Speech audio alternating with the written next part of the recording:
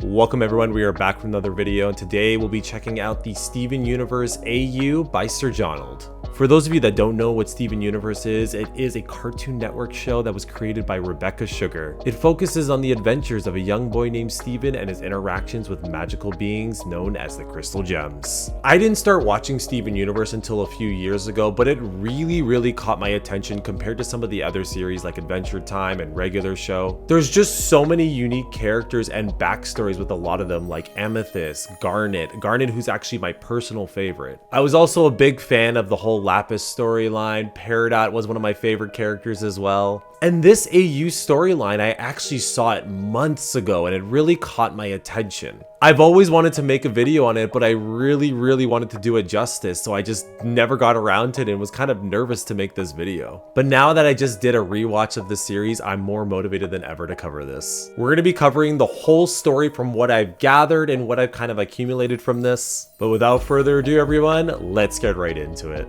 White Diamond was a beautiful creature. She was a pleasure to her people until the day she found herself guilty.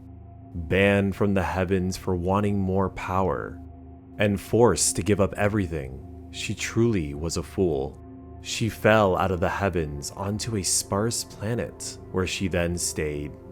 She quickly adapted to the planet, where she became interconnected with its core, learning how to create life out of nothing.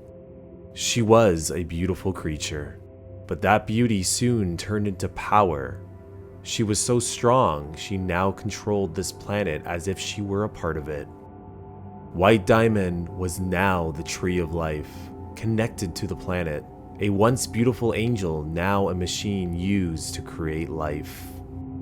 As she became stronger, her mind weakened, only focusing on progressing, not realizing the consequences of her doings. Her army grew in size as well as who sided with her, but with every passing second, insanity was starting to overcome her mind. As centuries passed, White Diamond finally perfected how to create another life form equal to her, using her own life source to create them. Her first creation after gaining this power was Yellow Diamond. She represented somewhat of an insect-like form, kind of like a praying mantis. She had 4 legs, no face, and 2 large horns in her first form. Then hundreds of years later, she created another diamond, Blue Diamond. And this version is probably the scariest, with this form representing a jellyfish, with the eyes hanging and the mouth appearing near the bottom. But White Diamond was losing more power each time she created one of the other diamonds, leaving her weaker. Her appearance started to change with bloodshot eyes and a thinner face. But she persisted and still wanted to create more, and that's when she gave birth to Pink Diamond.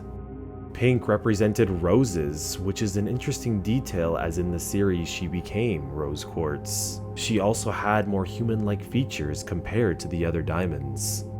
But after White Diamond created Pink, she lost all her power, leaving her as an emotionless husk. And as the years went on, each of the diamonds started to adapt and change over time. Starting off with Yellow, whose 4 legs now becoming hands. She would also have mandibles that would open to reveal her mouth, and she would now have 4 eyes. Blue Diamond's next form was more human-like, but the scary part about it was the face that you see here is used as a decoy head that was used to hide her true form. And then you see here her true form represents the look of an anglerfish, and her decoy showing the mouth fully wide open. But when Pink ended up watching Earth, she started to embrace the planet a little more after encountering humans. Her look here represents a more human look compared to the other diamonds as she learned more about being with other humans. And then as more time had gone on, she gained more of a human look with hair, a dress, and jewelry added to the look.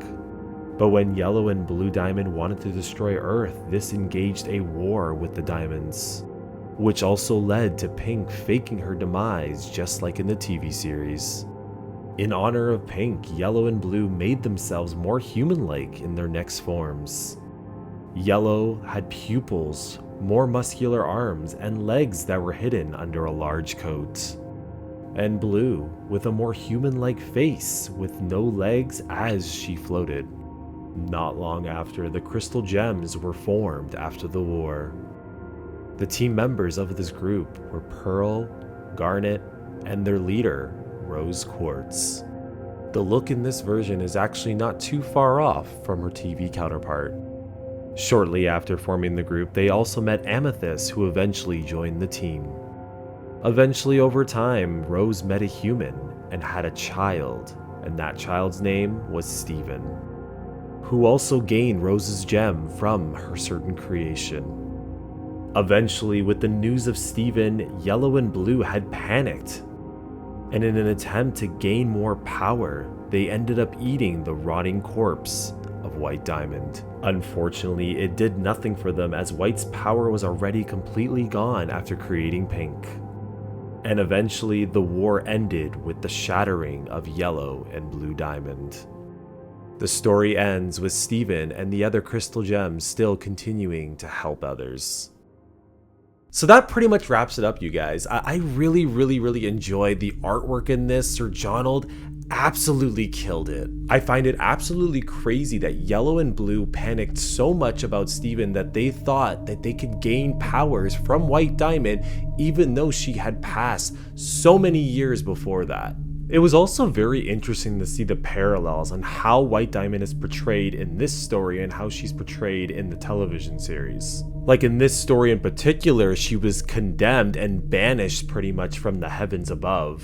But in the TV series, she was never banished and she was always a part of the Great Diamond Authority that ruled over the gem race. Even with White Diamond starting to dedicate her time to help the gems with their self-worth problems. So I love how there's like certain parallels that are kind of similar to the TV series, but done in a certain way, which I thought was really cool. And to be honest, I kind of want to see like more. Like I know this necessarily wasn't really fully about Steven. It was mostly about White Diamond and her creations with the diamonds in general. I would actually like to see something with like Steven, kind of like what they did with the Steven Universe series about him older and everything. I feel like it would be really cool if you did Steven Universe Future but focused on the other Crystal Gems. Like what about more about their backstory? I would like to see like different parallels from like what the TV series was like compared to these characters, because we saw more of the diamonds, but I feel like we need to see more of the Crystal Gems. But overall, everyone, I definitely advise you all to check out Sir Johnald's channels, all of them. Really amazing artwork, not just Steven Universe, everything else that they've done, I absolutely love. This story and artwork was really well made and probably is one of my favorite AUs I've ever covered on this channel. Well, that wraps it up for today's video, everyone. If you would like to see more, please like, comment, and subscribe, everyone, and I'll see you all next time.